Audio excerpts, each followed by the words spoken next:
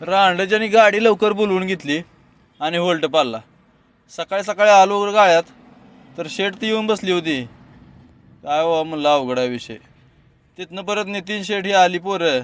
ती म्हणली चला नाश्ता करून येऊ. नाश्ता ती करून आलो. शुभ्याचं तर काय वेगळंच काय तर कुठाना. तिथनं आलो तिथं 4-5 जण ड्रायव्हर सगळी होल्टला थांबली होती. विषय अवघड आहे म्हणलं. सांगोलचे 2-3 जण होती, पंढरपूरची होती, आम्ही 2-3 होतो. काय म्हणलं लय अवघड विषय आहे म्हणलं. थांबायचं आहे म्हणलं आता काय. फायनली आपली गाडी दुपारी 2 वाजता बोलवून घेतली आणि खाली करायला घेतली. गाडी खाली करायला घेतली पण ही मॅनेजर नाव काढणार लय डोकं खाल्लं मॅनेजरनं.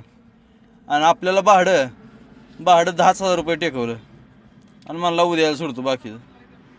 असं त्या काय म्हणलं चला जावं. आपल्याला जायचं कृष्णागिरीला आंबा भरायला.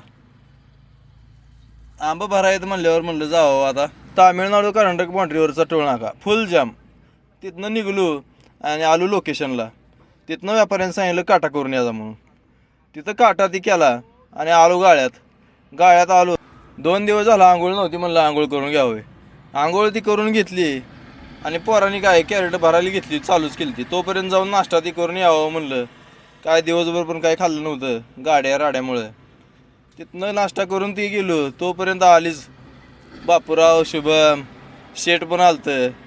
मग काय आपली गाडी फायनली लोडिंगला चालू केली पोरांनी. तिथनं तोपर्यंत ही म्हणली चला जाऊ म्हणली राईस तर खाऊन येऊ. परत यांच्यासंग माघारी आलो. राईस खाल्ला आणि चला जाऊ म्हणलं आता आपली गाडी लोडिंगला सुरुवात करायची होती. आणि लोडिंगला गडी 10-12 जण आलती. लोड करायला चालू झाली आणि लोड करून बी झाली. जास्त लेबर होतं त्यामुळे काय विषय नव्हता. नितीन शेठ म्हणलं रशी बांधतो. नितीन शेठनं रशी ती बांधली. तर भावानो पुढचा ब्लॉग कंटिन्यू करा. मुंबई मार्केटपर्यंतच असतो. तुमचा लाडका ब्लॉगर शिद्या. धन्यवाद.